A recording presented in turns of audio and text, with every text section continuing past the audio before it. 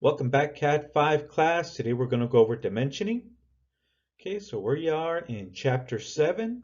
I'm going to break up this lecture into two separate videos. This is one long lecture. So for this class session, we'll cover half of the lecture. So this will be part 1.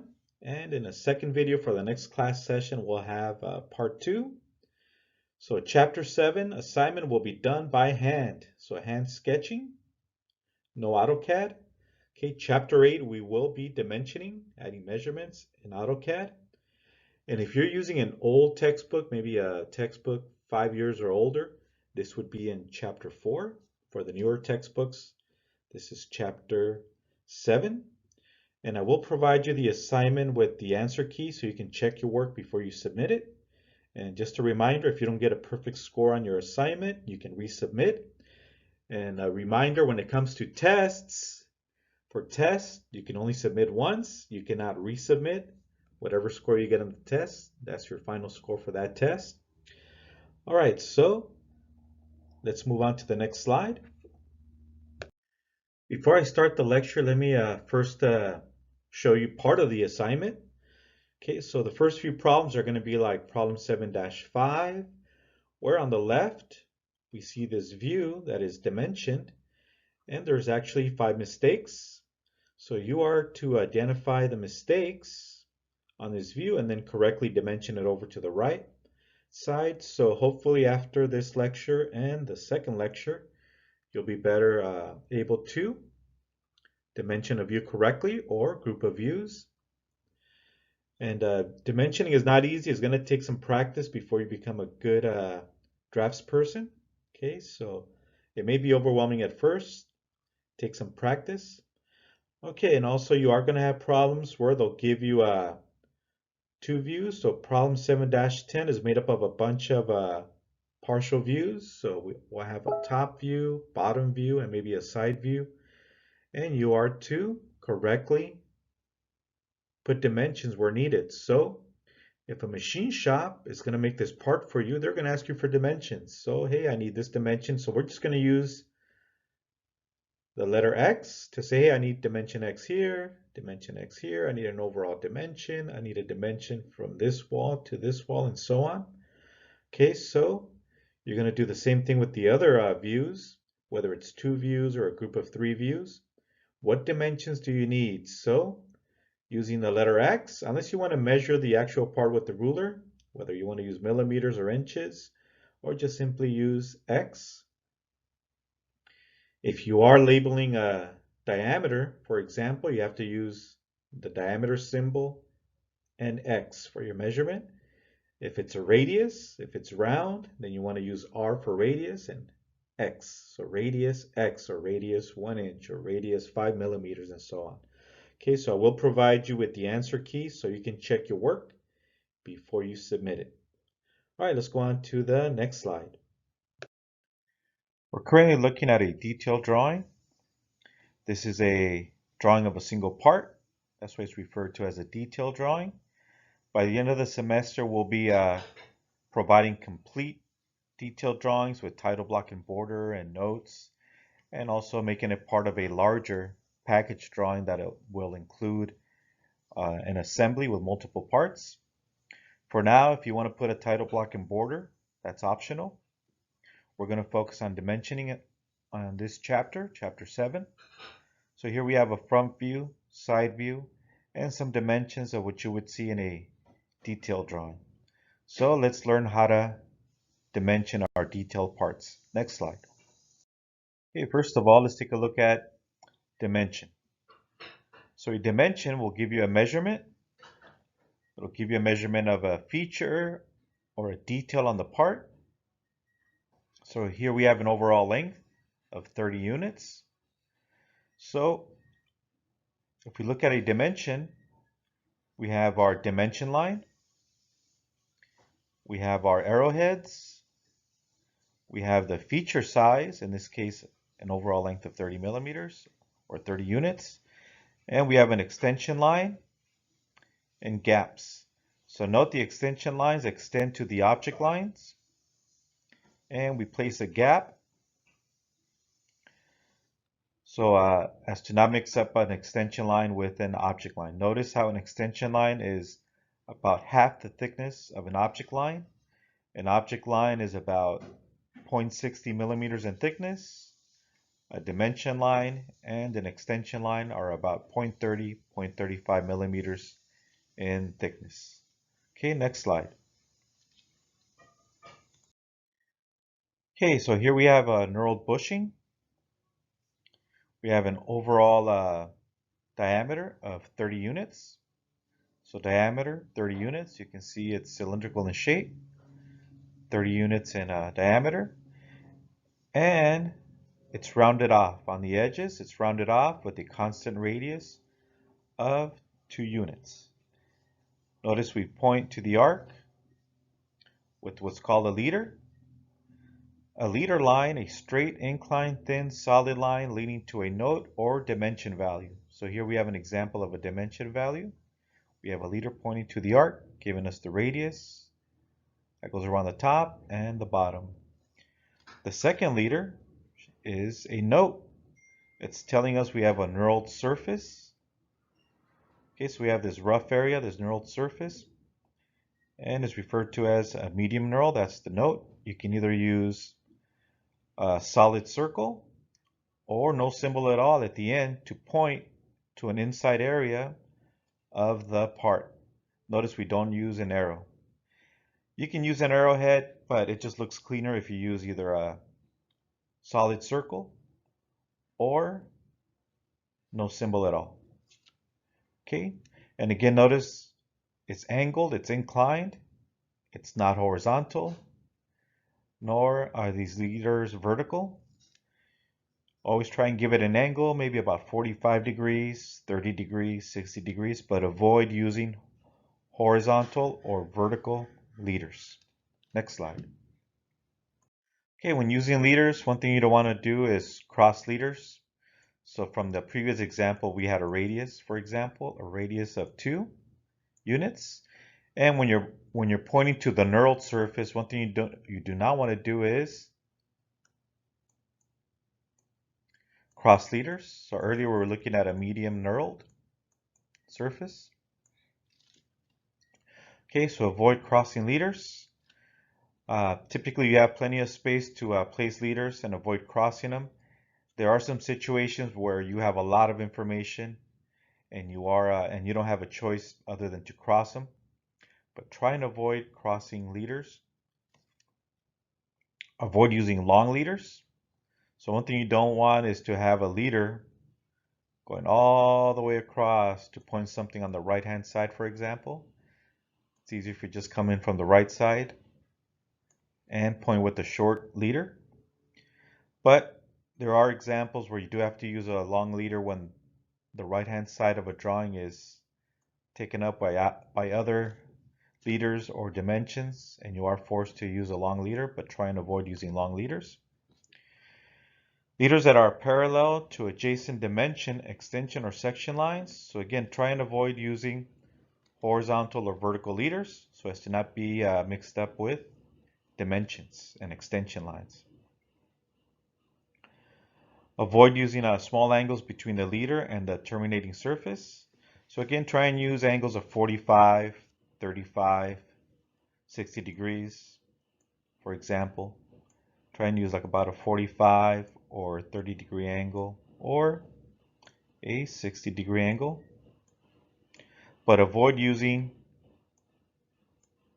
vertical or horizontal leaders or close to horizontal or close to vertical. Again, try and use a 60 degree angle, a 45 degree angle, or 30 degree angle. It doesn't have to be exact.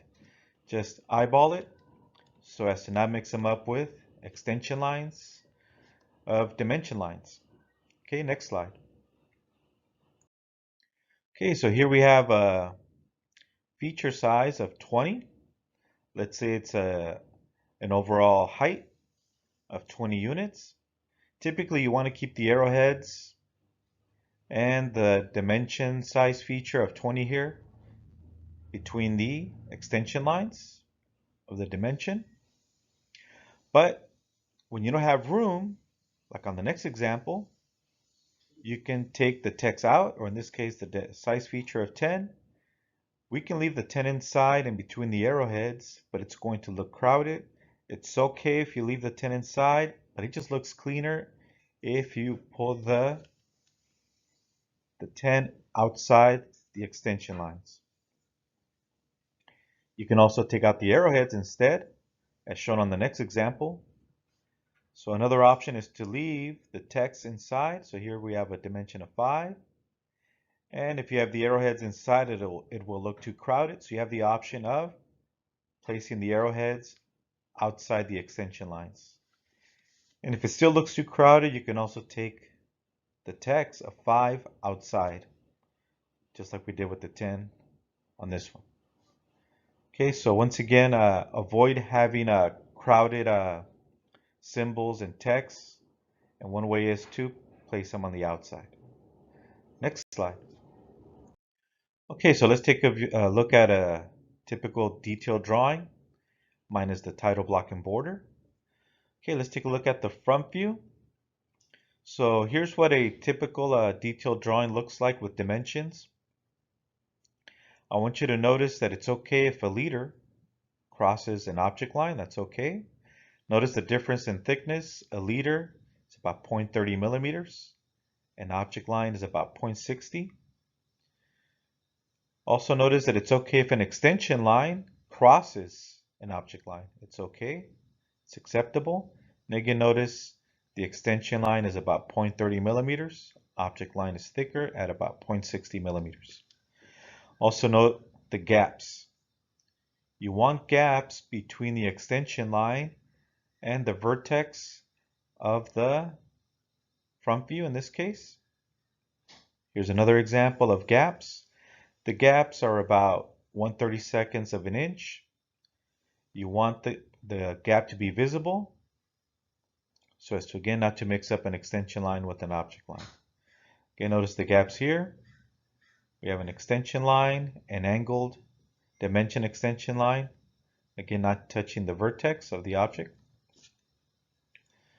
Okay, another thing to note is typically when you dimension, you want to dimension from one side. Notice how the left side of the object has more surface area than the right hand side. So we're going to dimension from left to right. So we come to the first feature, which is the center of the hole. Remember in the past we talked about green center lines, our center marks, anytime we see a hole or a semicircular feature. So this is for the machinist to locate that center point when drilling the hole. We have a horizontal dimension and we have a vertical dimension. Okay, notice in this case we're dimensioning from the base. The base has more surface area than the top, so we dimension from the bottom, dimensioning upward. For these dimensions, we're dimensioning from the left to right, 0.50 units. The next dimension is where the slope starts, where the chamfer starts. It's 0.75 from this surface to this point. And finally, we have the overall length of 150, 1.50 units. And notice how you go from small to large. Okay, and we'll talk more about this on the next slides.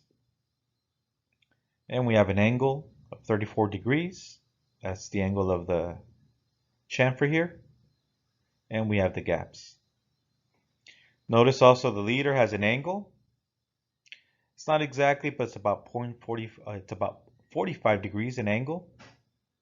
Avoid using a leader that's horizontal or vertical. Give it an angle so it stands out separate from the dimension lines.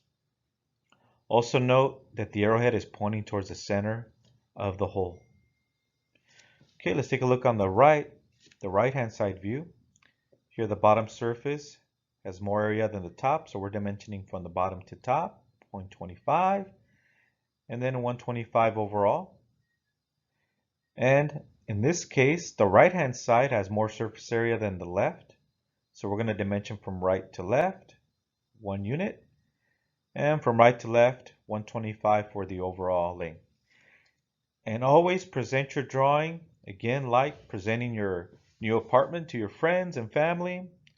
You're having a housewarming party. You want things to look presentable, space things out evenly with your furniture. Okay, so next slide. Dimensioning symbols. Okay, first let me mention that in the past, we didn't use that much symbols. We actually used to use the words. So if you go back to the 50s, 60s, 70s, or even a lot earlier, you're going to see, for example, diameter written out, or DIAM, short for diameter. 1.00 inches, for example, for the size of a circular hole. Nowadays, we're using more symbols, not only here in America, but internationally. The standards are using more and more symbols to avoid using words. So if somebody overseas is looking at your drawing, speaks a different language, it's easier for them to recognize symbols than to try and translate the words. Okay, so let's take a look at the first one, diameter. So here's a good example, a circular hole or a cylindrical shape. We're going to use the diameter symbol to describe its feature size, in this case a circular size. If you're dealing with the sphere, we're going to go with spherical diameter. Good example is a trailer hitch, or something as simple as a ball. We're going to put a spherical diameter. If you're rounding off corners with the radius, for example, corners of a table, corners of your desk, we're going to use radius. Again, you tend to round off corners to avoid having sharp corners where somebody can bump into a sharp corner, or you can scratch a wall with a sharp corner.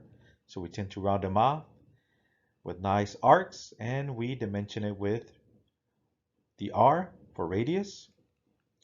Now, if you're dealing with a sphere, for example, that's cut in half, or it's cut into a quarter size, then we're going to use spherical radius. Again, if you're dealing with a complete or close to complete sphere, we're going to use spherical diameter. But if you're dealing with a partial sphere, then we're going to use spherical radius. Okay, next is a reference dimension. So when a machinist or an inspector that's checking the part, making sure that the dimensions are correct, when they see a dimension in parentheses, that just tells them, hey, it's just a reference dimension. Do not check this dimension when checking the part. It's just a reference only. Here we have the counterbore symbol. Counterbore symbol, that's when you drill a hole. You drill a hole, typically all the way through a piece of wood or aluminum. And you come in with a second drill with a larger diameter. And you drill, but it doesn't go all the way through. It's just a partial. As far as depth, it doesn't go all the way through. And you're creating a larger diameter hole over a smaller one. But the smaller one is longer, or it goes all the way through. We also have a countersunk. It's pretty basically a hole with a chamfer around it. And we'll look at more examples of these, of counterbore and countersunk holes, which are very common in manufacturing, aerospace, automotive. If you're dimensioning a hole, if we go back to the first symbol, diameter, if you have a hole that's 1 inch in diameter, but there's a pattern of 4 holes with the same size, then we're going to use 4x, telling us there's 4 of them. In an old drawing, you'll see 4 places. So if you have a pattern of 4 holes, let me go ahead and draw 4 holes with the same diameter. Instead of having to dimension each one individually, you can just say, hey, we have 4 holes here.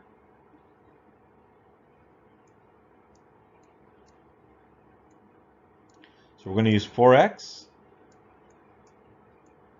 And we can say diameter of 1.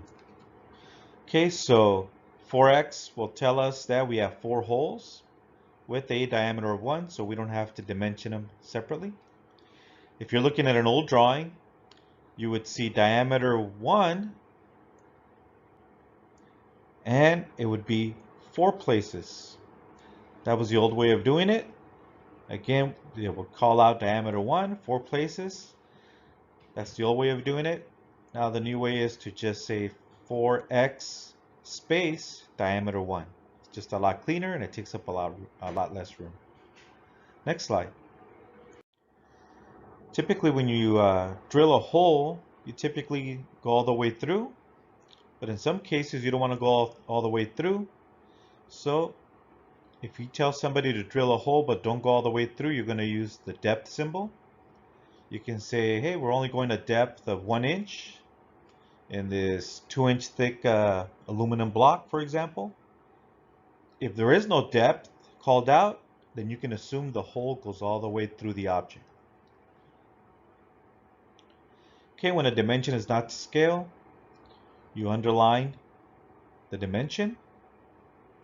If you're dealing with a squared shape, you can call it out as a squared shape. And you can say 2 inches, for example. So that indicates that all 4 sides are 2 inches in length. So it's giving you a squared shape. And obviously, since it's squared, it's going to have the same length for all 4 sides. Okay, the next dimension we're going to look at is, the next type of dimension is arc length. So the length along an arc. So here we have a length of 5, and it's an arc, so it's the length along the arc and not a straight line. You can also put the arc in front or behind the number. And I'll give you guys examples of arc length and depth. The other two, scale and square, we're not going to use in this chapter. Also, we're not going to use the following, but in some cases you're dealing with conic shapes. When you're dealing with conic locators, for example, when you have a cone fitting inside its opposite shape, we're going to use a conical taper symbol to dimension it. Next one, we have slope, which you see a lot in architecture. So you have a slope on the rooftop. You have a slope on the driveway, which you want to slope downward towards the street. So when it rains, you don't want the water to get inside your garage. So you have this slight slope going downward towards the street. And we're not going to be using these symbols in this chapter. Finally, we have symmetry. Now this is the symmetry symbol, which is common to see on drawings, but now following the new standards, we leave out the symmetry symbol because when you have symmetry, it's obvious when you have left side is the opposite of the right hand side, they're mirror images. Because it's obvious, we leave out the symmetry symbol and instead we use a long green center line to represent symmetry. And we'll take a look at this on a later slide. Next slide. Okay, so this is what your homework is going to look like for chapter 7 by hand, or if you can do it digitally. We're not using AutoCAD in chapter 7. We'll be dimensioning in AutoCAD in the next chapter. Okay, so this is what you're typically going to see on your homework assignment. You're going to see a detailed view or a detailed drawing of an object that is dimensioned, but there's mistakes. So you are to look at the drawing and look for the mistakes. It takes practice. So if this doesn't make sense, I want you to come back later on and view this presentation a few times. It can be overwhelming learning how to dimension at first. It takes years to get good at it. Once you've created a few drawings, you get better and better at creating drawings. When you're first starting off, you don't know how to dimension a part. Okay, so let's take a look at this problem, something that you're going to see in your homework. Okay, so once again, anytime you dimension, you have to pick a side at what's referred to as a datum, and we'll talk more about datums in a later slide or on the next lecture. Okay, so the left side has more surface area than the right side, so we're going to dimension left to right. So we have 10 units, and then 50, again, we're dimensioning from left to right, and then the overall 60. We're dimensioning from left to right. Okay, so we have overall lengths. Now let's look at dimensions going vertically. Okay, so the base has more surface area than the top, so we're going to pick the base as our datum. And we're going to dimension from the bottom up. So we have 10 units for the first step. And again, from the bottom up, next step is 25 units. And finally, the overall height is 30 units. And we need to also locate the hole. Again, remember we talked about green center lines and green center marks. We need to locate the center of the hole so that the machinist knows where to drill. The machinist is going to aim for the center point when it comes to drilling a circular or cylindrical hole.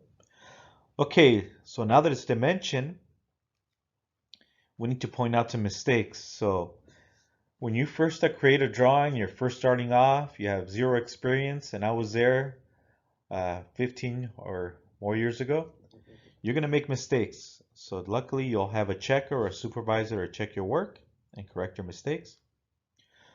Okay, so one of the common mistakes when creating a drawing is spacing. So I want you to notice that here you have a lot of space between the object and the first dimension. And again, remember we start off with small dimensions and work our way up to the higher dimensions. Okay, so the first dimensions closer to the object should be the small ones, and you work your way up to the larger dimensions. Okay, so the first dimension, you do want it a certain distance from the object, and that distance is about 2 text heights. So the text height here should be about 0.16 or 0.18 inches. So you multiply that by 2, 1, 2, and that's how much space you want to have between the first dimension and the object. 2 text heights. So we have a text height. That's how much space you want to have between the object and the first dimension. Okay, now we have here a space, but here it's tight.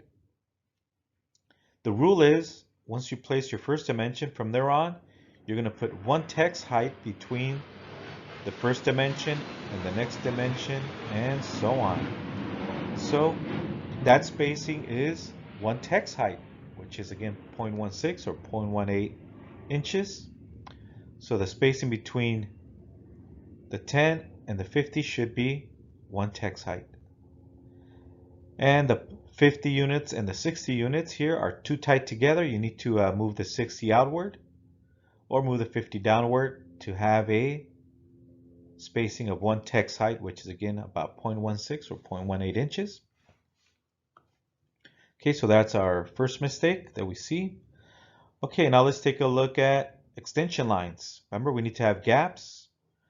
Again, gaps are about 1/32 of an inch spacing, depending on which standard you're using. Notice this one, there's no gap. So this extension line, there should be a gap here. Now notice this is one long extension line. We can actually place the 30 over here on this side to have a short extension line. But one rule about dimensioning is you try and group the dimensions together on one side. Either you want them on the right side or the left side.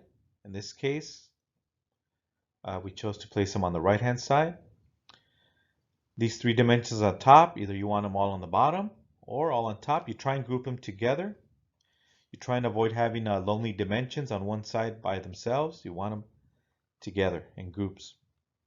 Okay, so we have this extension line where there's a gap missing. Same thing with this extension line, gap missing, and same thing with this extension line, gap missing.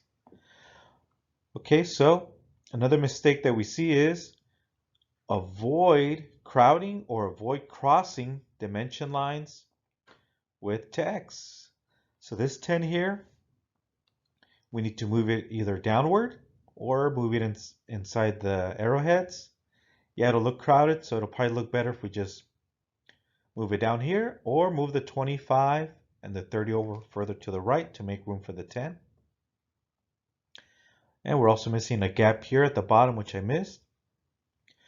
Another mistake that we see here is the 30. Notice how all the dimensions are in a horizontal position. This one is in a vertical position. So the 30 needs to be rotated 90 degrees. So it looks like 25. Now in old standards, especially architecture, this was acceptable. But nowadays we're aiming for horizontal dimensioning where the text is horizontally placed and not vertically as in the 30.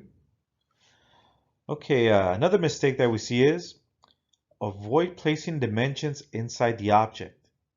If there was no room to place the dimensions outside, then it's acceptable to leave it inside. But we have room, so we're going to take this 30.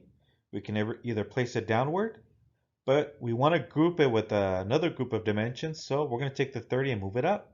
And actually place it up here with the 10, 50, and 60. We tend to try to group dimensions together. Same thing with the 10. Now this 10 is the distance from the base to the center of the hole. Now this 10 has nothing to do with this 10. This is the height of this step, and this dimension is the location to the center of the hole. Now these two dimensions, even though they're the same of 10 units, they're not related to each other. So instead of taking this 10 over to the right, we're going to keep it separate and move it towards the left. Okay, so let's take a look at the next slide, which will identify all the mistakes, see if we got them all. Okay, let's review our mistakes. So the first mistake was spacing. Okay, so these are just too tight together. Okay, so we need to space them out further. We don't want it to look crowded. Also, another mistake that we saw is we try and avoid placing dimensions inside the object. We place them outside the object unless we don't have a choice where it's just too crowded on the outside with dimensions. Then it will be acceptable to place them inside. But in this case, we have room outside to move them. Okay, another mistake again is here we have text crossing each other. And we have text that is in the wrong orientation.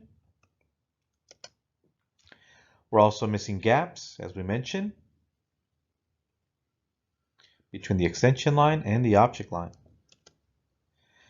And one thing that I did miss, I completely forgot, was the dimension of the hole, the circular hole. So we're missing the liter and the diameter of the hole. Okay, so let's take a look at the next slide of how it should look like once it's corrected. This part you don't have to do on your homework assignment, even though the instructions states to write down the mistakes and do it in writing. I want you guys to skip this part. Next slide. Okay, so this is what it should look like once it's corrected. So in your homework assignment, again, you don't need to write down the mistakes. Your job is to correctly dimension it. Take the incorrect dimension view and correctly rearrange the dimensions or add any dimensions that are missing. Okay, so let's take a look at the spacing. So notice the first dimension is about 2 text heights from the edge of the part. And then from there on is about 1 text height, 1 text height, 1 text height. Okay, notice how it goes from small, 10, 30, 50 to large, 60 units. And all the dimensions are from left to right because the left side has more surface area than the right side. Okay, same thing with these dimensions. We went from base to top because the base has more surface area. And again, we go from small dimension to large. And once again, the first dimension should be about 2 text heights away from the object. So here we're going in a different orientation, but we have a text height, and that's where you locate the first dimension. The next dimension from there on, you go 1 text height, 1 text height. And again, notice the orientation of the 30, same orientation as the others. Notice how the 10 was rearranged so it didn't cross the dimension line.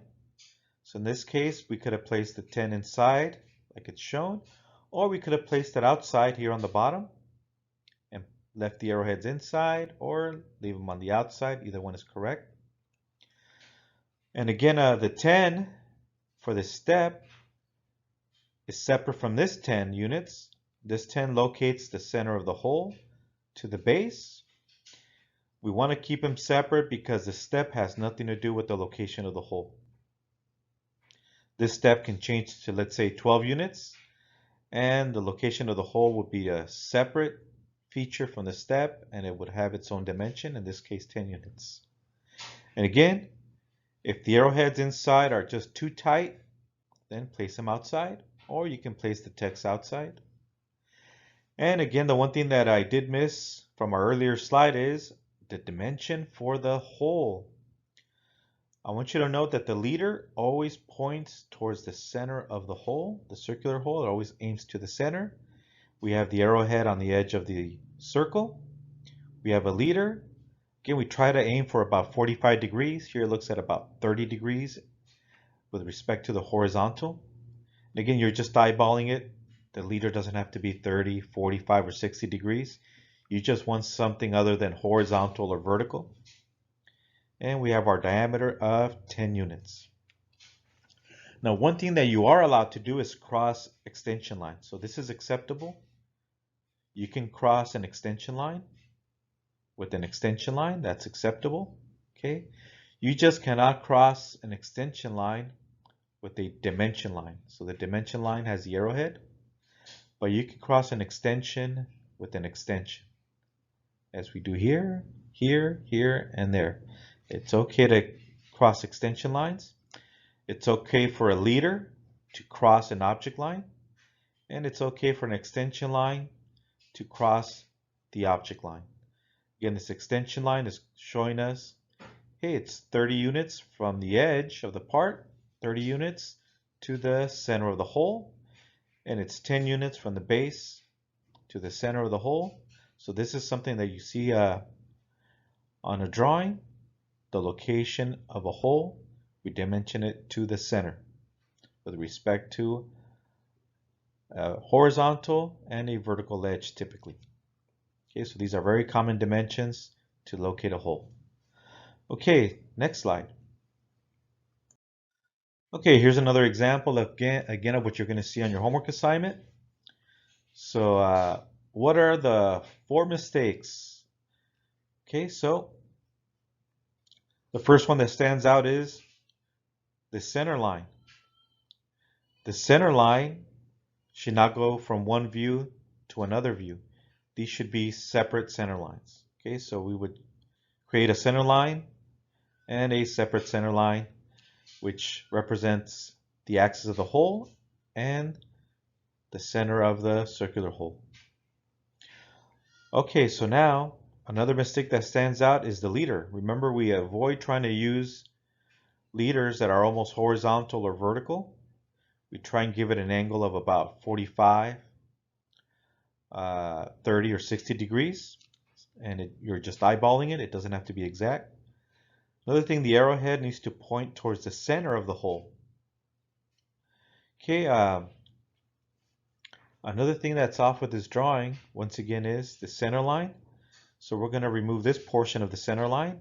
We're not allowed to cross center line from one view to another. So we're going to replace it with an extension line.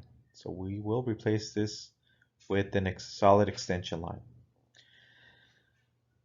Again, we're not allowed to cross a dimension line. So a dimension line is the line with the arrowheads. It's okay if you cross extension lines. This is okay, but this is not okay. You do not want to cross an extension line with a dimension line. Either you can break the extension line, or we can just simply rearrange it, bring the 0.50 in and the 150 out. Another mistake here is this one unit here. Notice all the dimensions are inside, all the text for the dimensioning is inside the dimension line. Okay, so our numbers here need to go inside the dimension line, just like the others.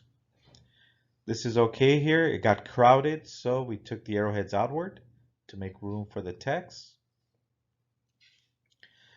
Okay, so let's go ahead and take a look at the next slide. Okay, so the first mistake that we see is the leader. So the leader should not be horizontal or vertical. We want it to have an angle of 30, 45, or 60. And we want the arrowhead to point towards the center. So that's our first mistake. Okay, my next mistake was the center line. Okay, we don't want a long center line going from one view to another. And the text for the 1.00 units, it should be inside the dimension line. And we do not want to cross dimension lines. So the simple fix is to move the 0.50 in and the 150 out.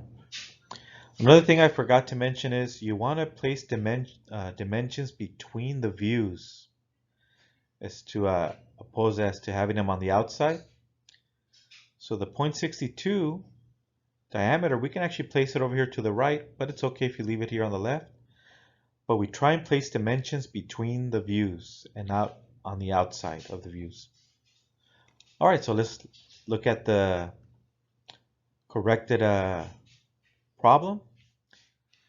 One thing is, again, you don't have to, in words, point out what was wrong. You can just simply show the results, as we'll see on the next slide. So here is the corrected drawing. Once again, we want a leader that's not horizontal or vertical. Give it an angle. Again, it's okay if you place it over here on the right-hand side. There's plenty of room. And once again, we want to go from small to large dimensions. Small to large, 0.50 to 1.00. Same thing with these two dimensions. We want the 0.50 first, it's smaller, and then the 150. And that'll avoid crossing the dimension line as it did on the previous slide. Now we do want to place dimensions in groups. For example, we would want to put this 1.00 between the 0.50 and the 150 and group them together. But we're not allowed to dimension a hidden feature. Here the dashed lines and the center line represent the hole going all the way through this wall. But we don't dimension hidden features. We want to actually dimension the object, right? What we actually see.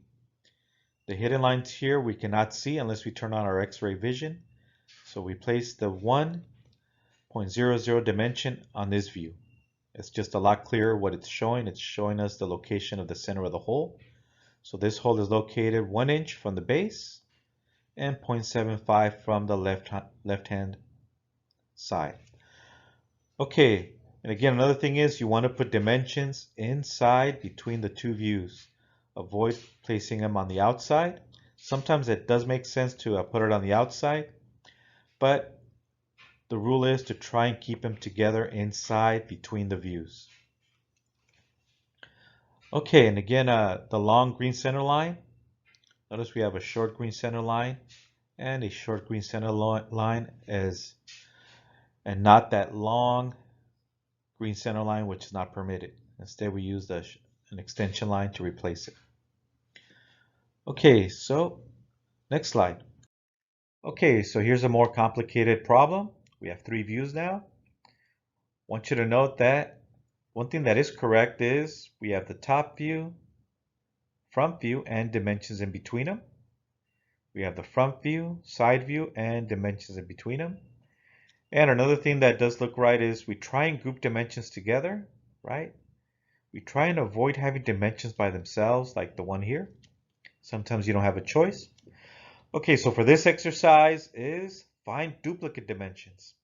When you first start off as a drafter, a very common mistake, and we all make them, is to over dimension. Put too many dimensions. That's a very common mistake. When somebody asks you for directions to the nearest McDonald's, for example, keep it simple. Go to the next slide, make a right, 3 blocks down, you'll see McDonald's on your left-hand side. Keep it simple, don't give more than what they need. Same thing with the drawing. When you give this to a machine shop to make the part for you, to machine it for you, you give them the minimum amount of dimensions. If you give them too many dimensions and the dimensions are in conflict with each other, then it's just going to create confusion and it's going to make the part more expensive and it's going to slow down your deadline and it'll cost you more money. Okay, so there's some duplicate dimensions on this drawing, and let's take a look at the next slide and decide which one we're going to eliminate. Okay, so The first duplicate dimension that we see is the 40 and 40 here. They're both dimensioning the same feature, which is this wall thickness here. So the wall thickness is 40 units. And here we have it again. The wall thickness is 40 units. So this is considered double dimensioning. Again, this is a very common mistake when you're first starting off. You try and over dimension things. You try and provide too much information. In this case, we have duplicate dimensions. We need to eliminate one of them. Next slide. So the dimension of 40 is a duplicate. So we need to get rid of the one here on top. And the reason we get rid of the one on top in the top view is because it makes more sense to keep it in the right-hand side view, because we get to group it with the 135. Again, you try and group dimensions together with one another, and you try and avoid having lonely dimensions. So that's one reason to keep it on the right-hand side view. Another reason is because it's a lot clearer in the right-hand side view that we're dimensioning a wall thickness. On the top view, it's not very clear what we're dimensioning. It's just a lot more clear on the right-hand side view. Next slide. Okay, so now that we eliminated the 40, let's focus on the dimensions between the front and the top view. Okay, we do have some duplicates going on here.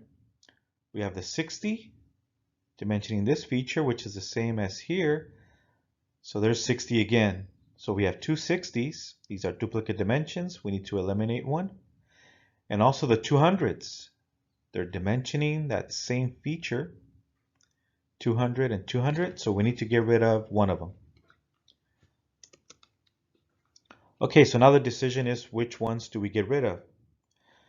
So you try and group dimensions together, right? So we can either keep the 60 and 200 on top, or we can group it with the 260.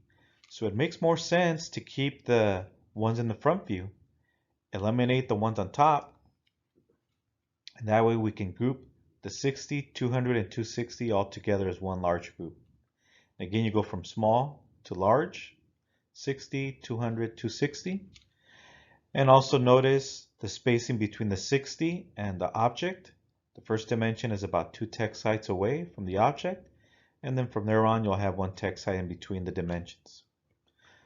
Okay, now let's move on to the next slide.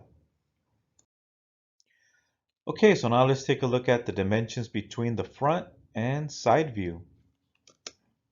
Okay, so do we see any duplicates? Yep, we see the 100 and the 100. They're both dimensioning that same height. Now, you can keep it on either side. The 135 would end up by itself if you eliminate the one on the right. If you keep the one on the left, it'll be part of a larger group. So here, either one is correct. It just makes more sense if you leave it here on the front view, because you can see it's measuring a height. We have 100 units from the base to this height. On the right-hand side view, the 100, yeah, it's measuring to this height that we see on the front view, but it's not clear that we're dealing with the height. So it's actually better to eliminate the one from the right-hand side view. It looks cleaner here. We have a group of 3 dimensions, and unfortunately, we're going to leave the 135 on its own. We can move the 135 over and make it part of the larger group, the 135, and place the dimension here. But then you're going to deal with a long extension line. And second, it's just a lot cleaner to leave the 135 here where we're actually measuring a height. So we'll leave the 135 alone. Next slide. Okay, so what have we learned so far when it comes to placing dimensions? A, dimensions should be grouped whenever possible. So you want to group dimensions together and avoid having lonely dimensions all by themselves. B, dimensions should be placed between views. So if you go back to the previous slides, you saw that the dimensions were placed between the front and top view and between the front and side view. Avoid having them outside the views unless clearness is promoted by placing some outside. Okay, C, dimensions should be attached to the view where the shape is shown best. So just like we did with the previous slide, when it's clear that you're dimensioning a height, then you want it in that view where it clearly shows that we're dimensioning height. Or like we saw with the 40, we saw that it was dimensioning a wall thickness. Okay, so place the dimension where it makes more sense when you're dealing with duplicate dimensions.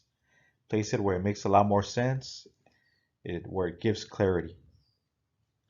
D, do not dimension hidden lines. So just like the hole, when we dimension the location of a hole, we dimension to the center. You do not want to dimension the hidden hole. You want to dimension the shown circular hole where it's actually seen as an object line.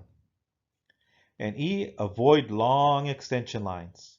You can notice it says avoid. Sometimes you can't help it. Sometimes you do need to place that long extension line, but try and avoid them. Next slide. Okay, so as we learned on the previous slide of dimension placement, you try and place dimensions in between the views. So here we have these dimensions. You try and place them between the views, top view, front view, as opposed to having this dimension of 60 by itself on the outside. Can you try and place dimensions between the views if possible? It does make more sense sometimes to place them on the outside, but try and avoid placing them on the outside. Okay, so let's take a look at the 6 mistakes. Next slide. Okay, so let's take a look at the first mistake.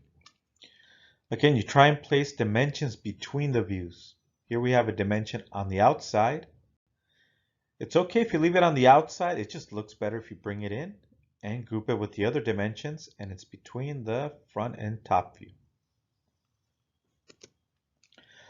Okay, another mistake here is this leader. It's okay if you leave the leader here. It just looks better when it's floating upward and the arrowhead pointing downward. We try and avoid having arrowheads pointing outward when it comes to a leader. We typically want the leader and the text to be floating upward and pointing down, right?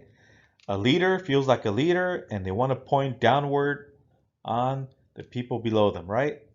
Here the leader's pointing upward. We want to show that the leader is superior by placing it upward and pointing down. Okay, let's take a look at another mistake. You don't dimension hidden lines. So from one of the previous slides, we did learn that we avoid dimensioning to hidden lines or hidden features. So here the 5 units is dimensioning to a dashed line, a hidden line. You try and avoid that. If you don't have a choice, then you leave it. But here we do have a choice. It's dimensioning the depth of the slot. So this hidden line lines up with the slot. So we're going to bring this 5 down here. Yes, it's going to be lonely. It's not going to be part of the group, but it just looks cleaner, dimensioning the feature that we can physically see as an object line versus a hidden line that we cannot see unless we turn on our X-ray vision. Okay, let's take a look at the next mistake. Okay, the 25. One of the rules is to place dimensions where the feature is shown best. Okay, so what's wrong with this 25? What's wrong with dimensioning this line? Well, we see the object line, but we don't see what it's doing. It's a lot clearer here in the front view. Oh, it's the thickness of this wall, right? Or it's the dimension to this next step. So the 25 looks cleaner here in the front view, where it's clear that it's given us a wall thickness or a distance to the next step. Same thing here with the 10. The dimension of 10 is dimensioning to this object line, but it's not clear what this is doing here. But here in the front view, it's clear. It's a step, right? Or you can see it as the thickness of the step. So this 10 looks better if you place it here. And you get to group it with the 20. Okay, let's take a look at the next mistake. Now we try and group dimensions together, right? So that's one of the rules. We try and group them. We can either bring the 15 here, but then we would be dimensioning the 15 to a hidden feature here, which we don't want to do. The 15 is dimensioning to the center of the hole. Here is that center axis of that hole, and we don't want to place the 15 to a hidden feature. That's one of the rules. Avoid dimensioning a hidden feature if you can, and we can do that by leaving it here at the 15. So we're going to have to move the 30 over. The depth here of 30 is the same depth as here. It's the same depth that we're looking at. So bring the 30 to the 15 and group them together. Okay.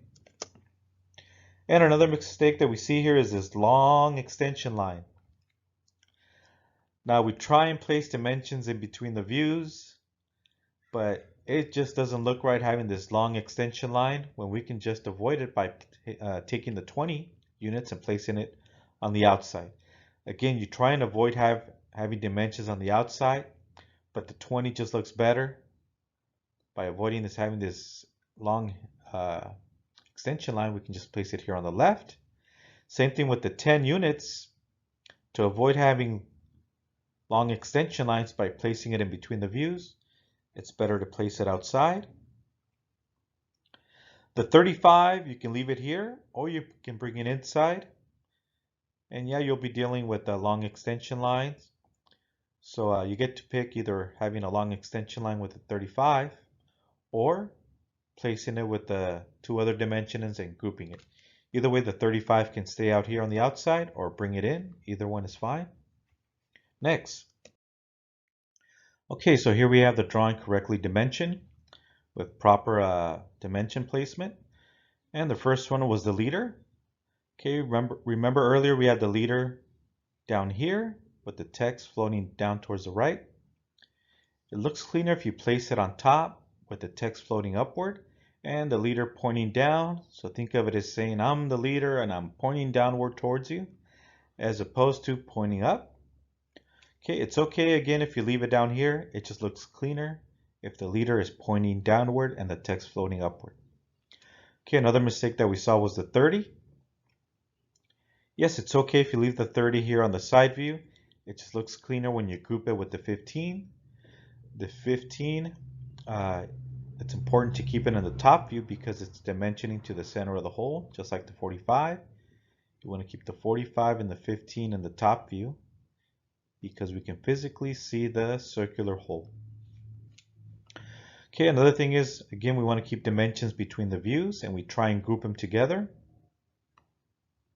The 45 needs to stay because it's dimensioning to the center of this hole that we can physically see. We would not put the 45 down here, dimensioning a hidden feature. We leave it where we can actually see the feature. Earlier we had the 5 units dimensioning the hidden line. Again, we avoid dimensioning a hidden feature. Here we can see it in the front view that it's a slot. So it's better to bring the 5 down to the front view where we can clearly see we're dimensioning the depth of the slot. The 25, instead of placing it up here, looks cleaner in the front view because we can see it's dimensioning to the next step, or you can say the thickness of the wall. The 20 was in between the views as it should be, but it had that long extension line. So it's better to keep the 20 on the outside of the view versus in between the views. And same thing with the 10. The 10 units was in the right side view, but it looks clearer here in the front view, which is dimensioning the thickness or the height of the step. Now the 35, we could have left the 35 on the outside and group it with the other two to avoid this extension line. You can make the argument, hey, we're trying to keep it in between the views and avoid this extension line. We can always place it outside. So either way, it's fine. You can keep the 35 in between the views or, in this case, outside. Okay, now remember we dimension from, in this case, bottom up. The base has more surface area than the top, so we're dimensioning from the bottom up to 10, that step. Also bottom up to the height of 35, bottom to the slot. But hey, you can make the argument, teacher, how come we don't have a dimension of 30 instead of 10? We could have placed a dimension of 30 instead of 10.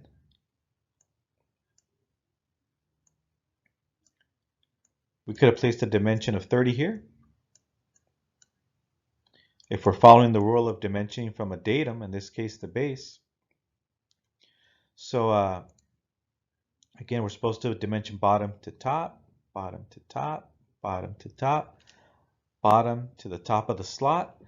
Now the reason we're not using the 30 and instead we're using the 10, it's because most likely something has to fit inside this slot and the 10 has priority over the 30. If there was nothing going inside the slot, then we would use 30 instead of 10. But by dimensioning the slot with the 10 units, that's telling the machinist or the inspector that most likely something's gonna fit inside this slot. Okay, so that's the reason for the 10 instead of using a dimension of 30.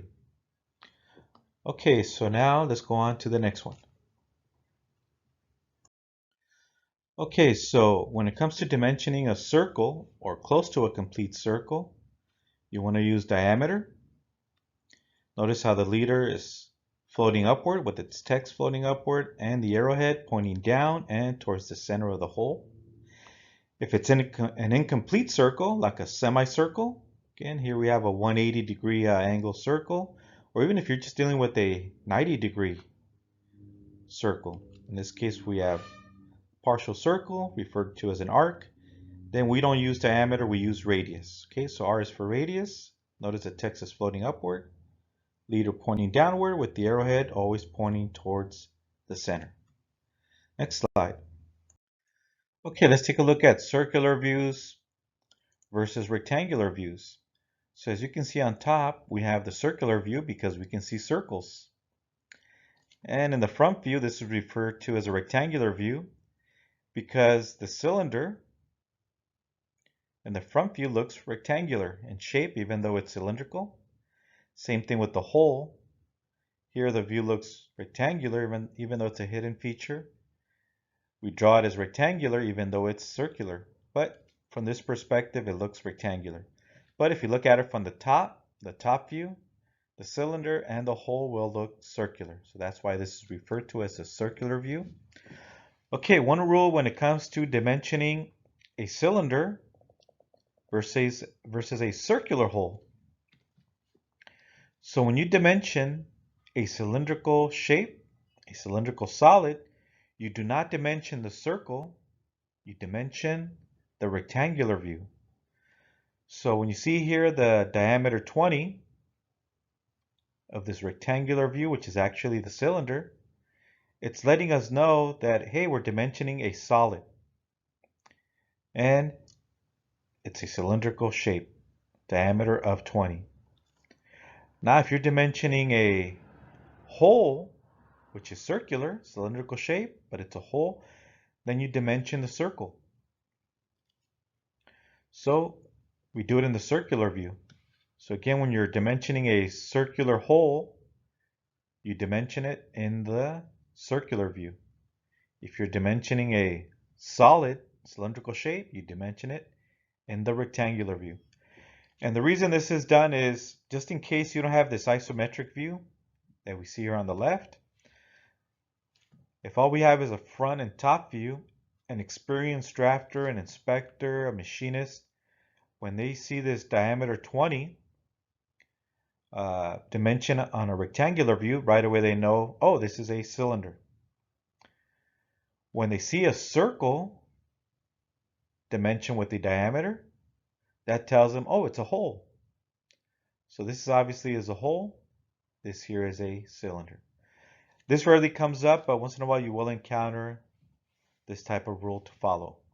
Okay, next slide. Okay, let's talk about depth.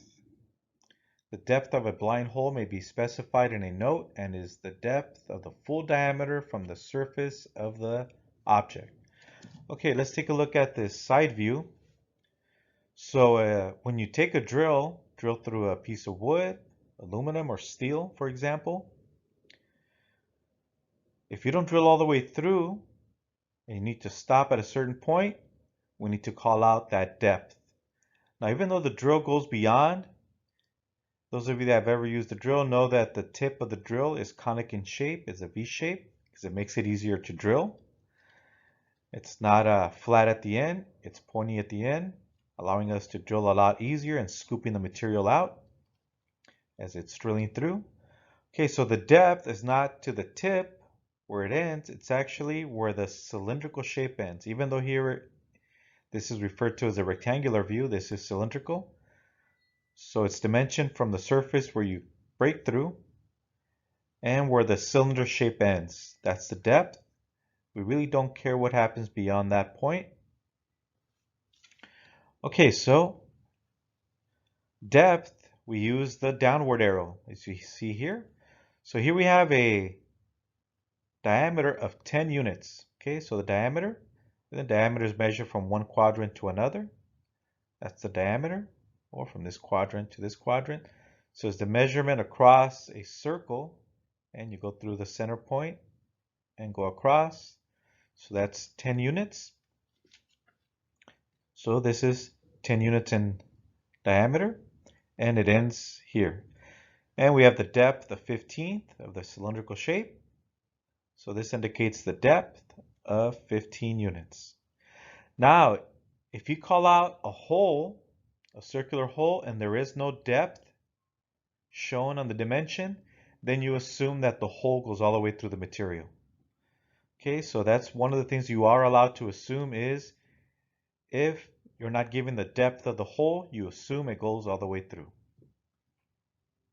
Another option is to say diameter 10 and write the word through, T-H-R-U. But that's an old, that's something that was done decades ago. It's something that is not used nowadays. In the last few decades, we've gotten away from using words. Next slide. Okay, typically when we create a radius, for example, on a corner of a table, we do not dimension to the center of it. Typically, we round off corners of a table, for example, or a desk to avoid having sharp corners. So a radius is more than enough, and we assume tangency with the straight line. But in some cases, you do need to dimension to the center of an arc, a radius, or also referred to as a fillet. Typically, that's done when the location is important. Again, for a table, rounding off the corners, making them round, the location is not important. It's just to avoid having sharp corners. But when you do a dimension to a center of an arc, which is very rare, it's typically when it has to mate up with another piece. Maybe there's another piece over here that it mates up to, and it's the opposite shape. It's opposite. Or at an assembly level, the location is important to avoid maybe hitting something. Or once again, it's to also to mate with another part. So this is the way you dimension it, and you do it with the simple center mark. In this case, you do not extend. Again, this is a very rare situation, but it does exist. Next slide. Okay, here's what's more common when it comes to a fillet, a radius, arc. Okay, where the center location of the radius is unimportant, the drawing must clearly show that the arc location is controlled by other dimension features such as tangent surfaces.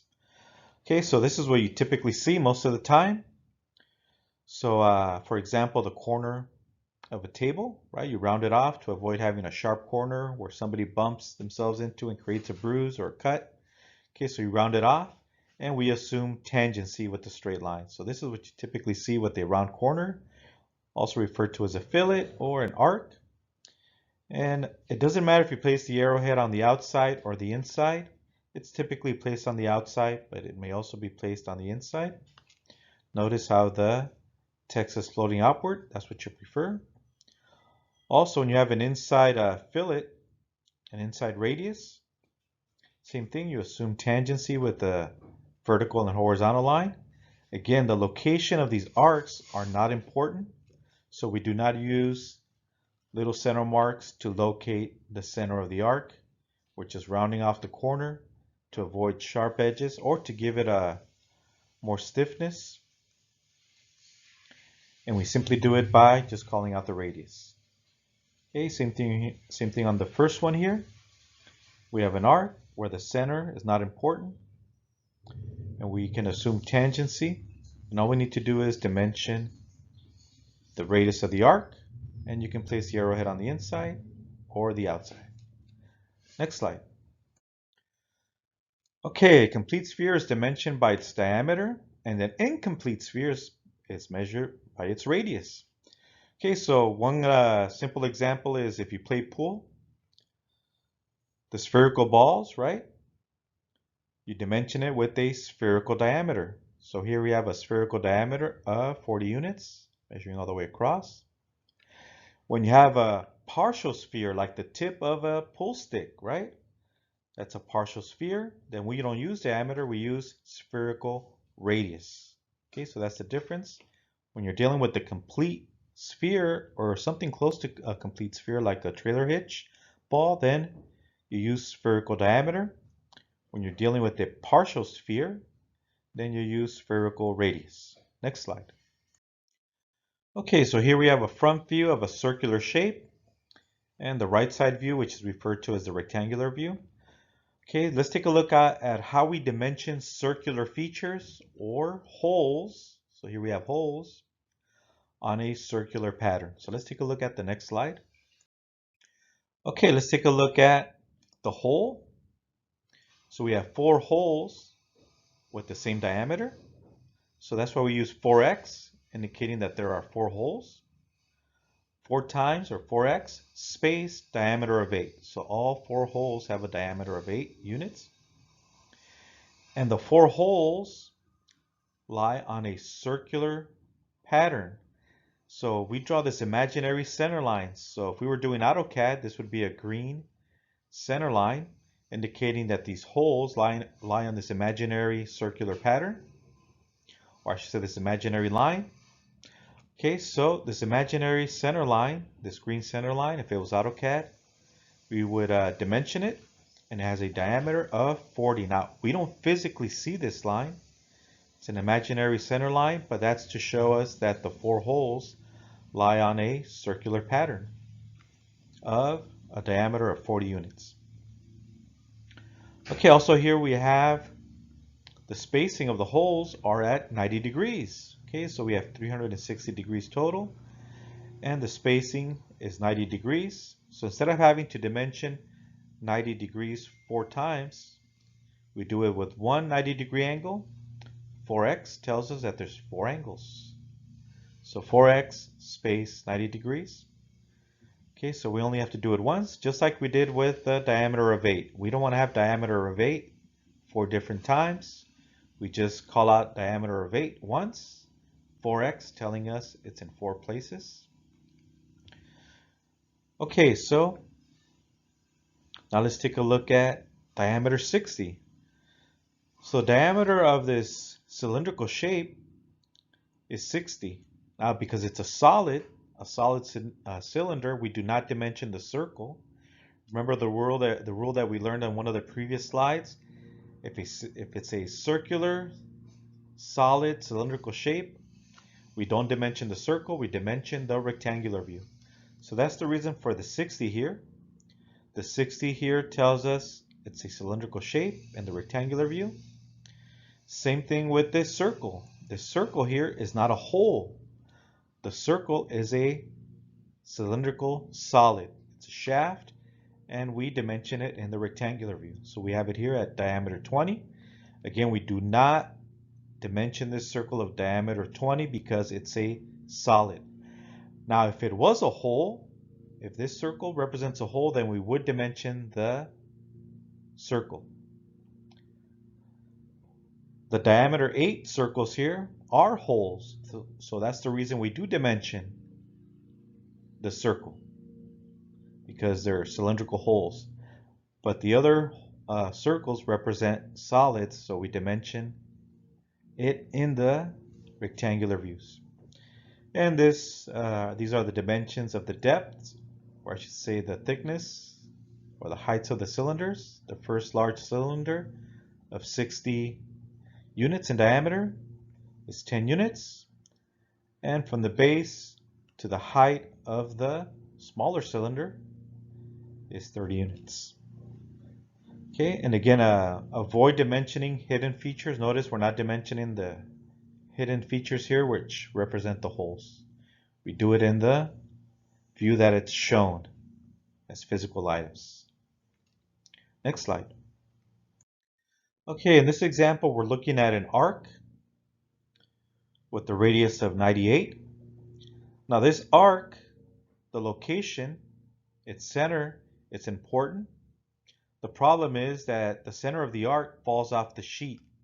So it falls off the sheet.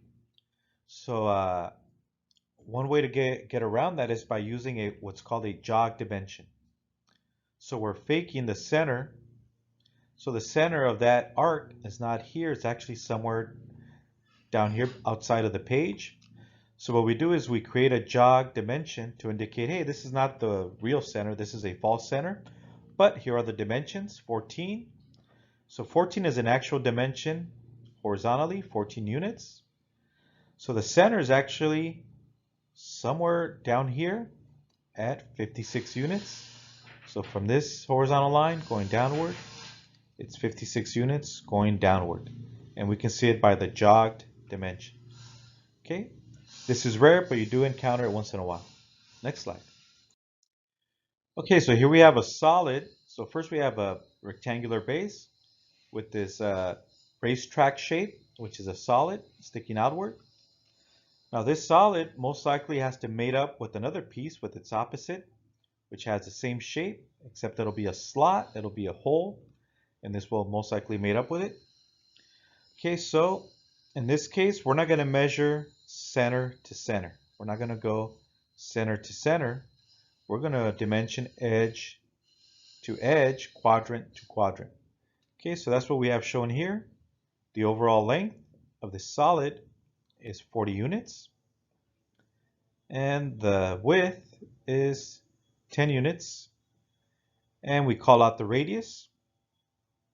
Okay, so just imagine it first starts off as a rectangular shape, and then you machine it with the radius.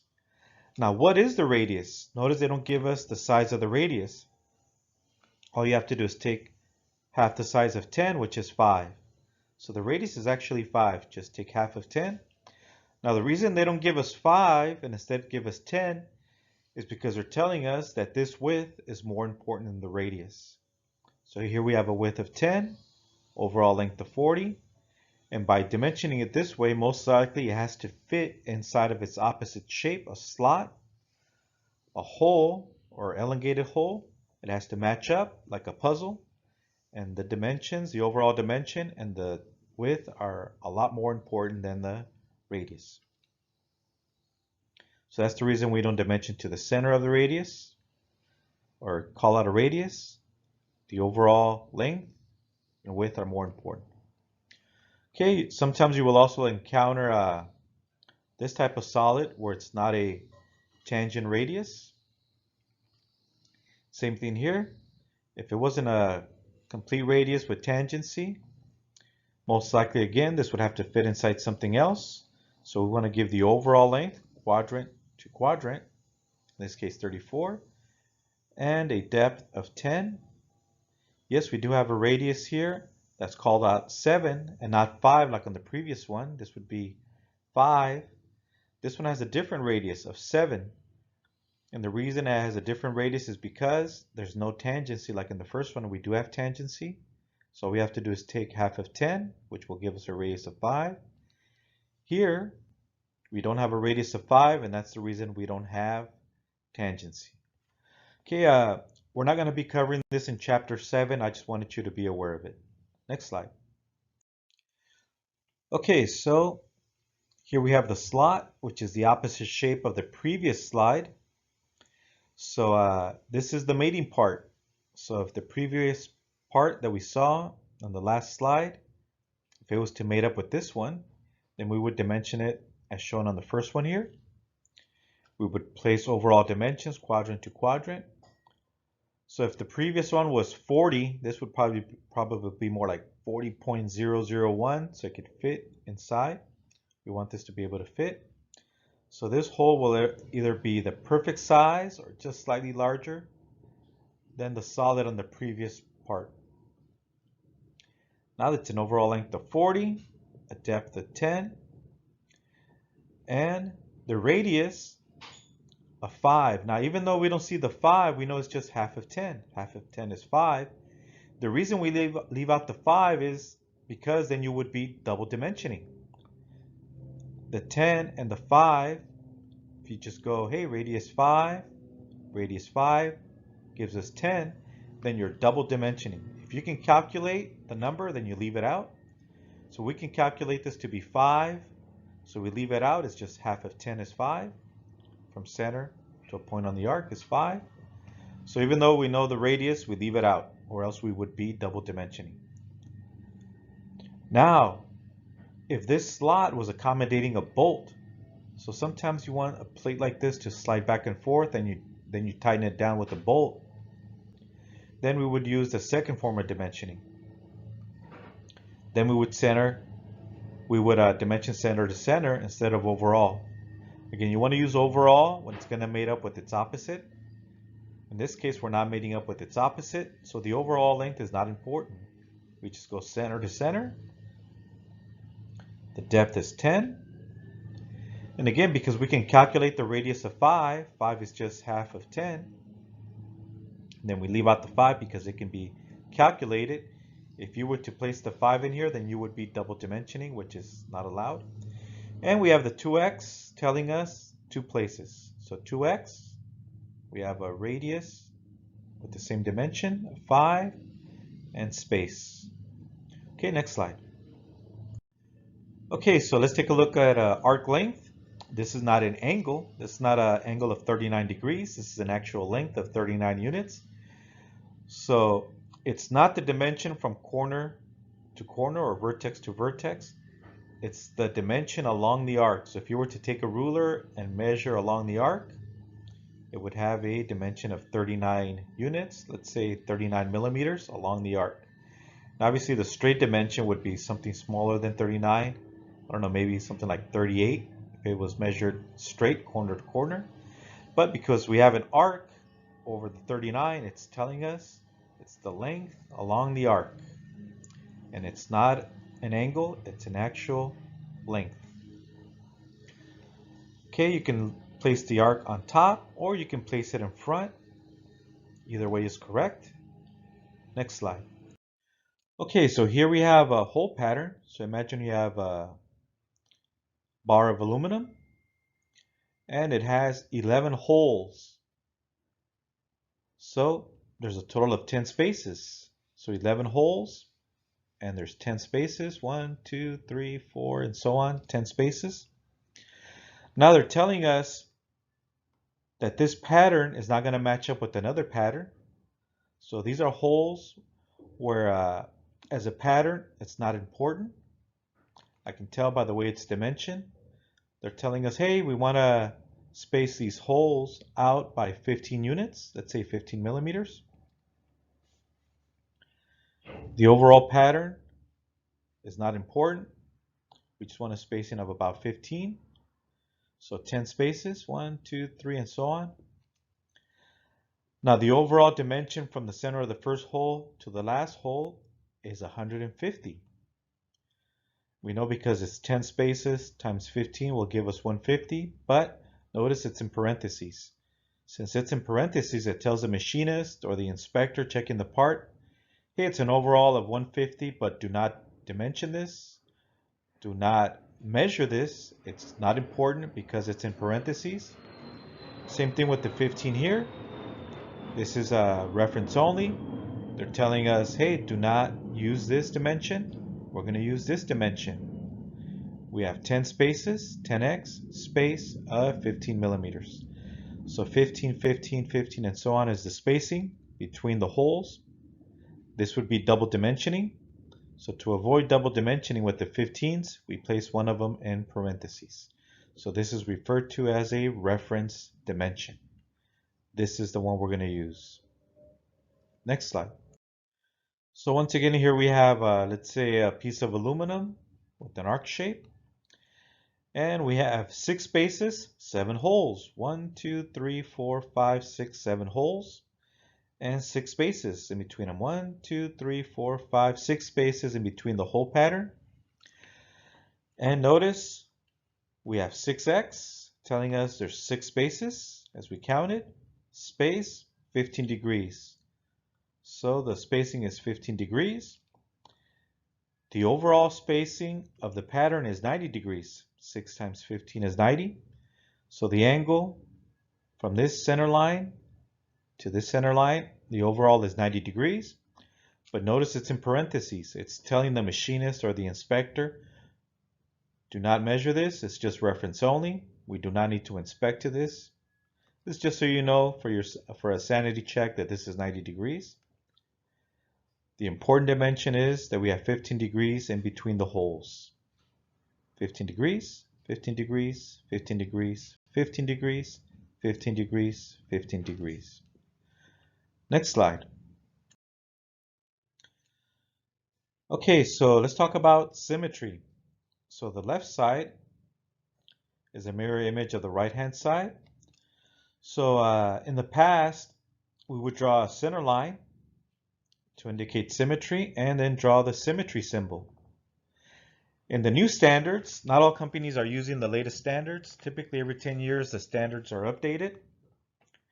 Okay, so in the latest standards, the symmetry symbol is left out because it's just obvious that this is symmetrical. And all we simply need is a line of symmetry.